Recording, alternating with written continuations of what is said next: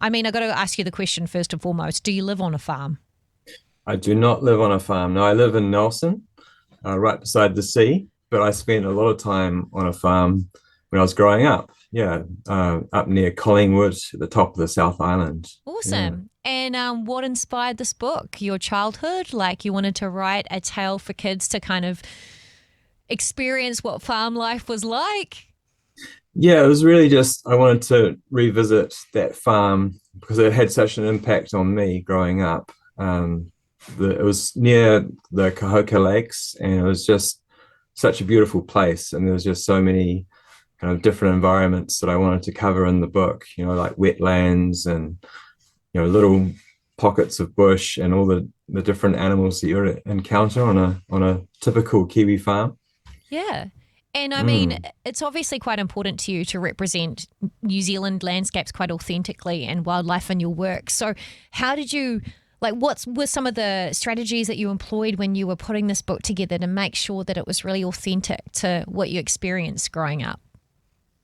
Yeah, I think there's a lot of farm books that really are a little bit, you know, quite typical, and I wanted to make one that was more relatable to a typical Kiwi farm, and that people could look at it and go, "Oh, yeah, that actually brings me to a special place." Mm. So I wanted to really capture that special place for me. So, bits of farm machinery and old broken down huts and broken down tractors and, yeah, all those amazing creatures that you encounter when you're walking around on a farm. Now, there's a bit of tension in this book regarding like drought and the relief of rain. So, without giving away too much, what can people expect inside the covers?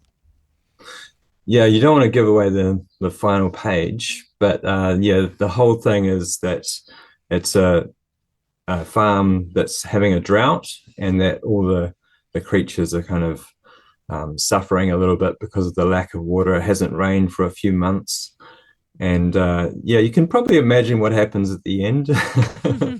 But um, yeah, so that is a thing that farmers really struggle with is lack of water and long periods of drought. So I wanted to really capture that feeling, Hmm. the feeling of sun-baked earth and cracks in the ground and the troughs drying up and And I yeah, guess really just being at the mercy of the elements, right? Like I think exactly, yeah, you're most closest to it when you are a farmer and you're like tending to the earth and looking after livestock. You really are at the mercy of what nature throws at you. And I think you can get exactly, very removed from that when you live in comfortable homes in a city where you're very removed from how you get the food on your plate.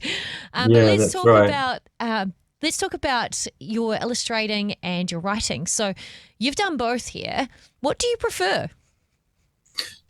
Well, I have more of an illustration background, but then I decided that I really wanted to do my own books, and so I need quite a bit of help with my writing. I'm not naturally a writer, but I have ideas that I want to put out there, and so I try.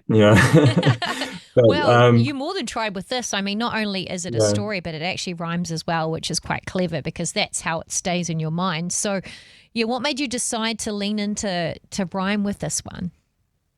Well, I just seemed to really work with this book, and I hadn't done a rhyming book before, but I do love them. I grew up really; they were some of my favorite books. The Dr. Seuss books, and yeah, so I thought it just really worked well with this genre, and yeah, I think it came together really well.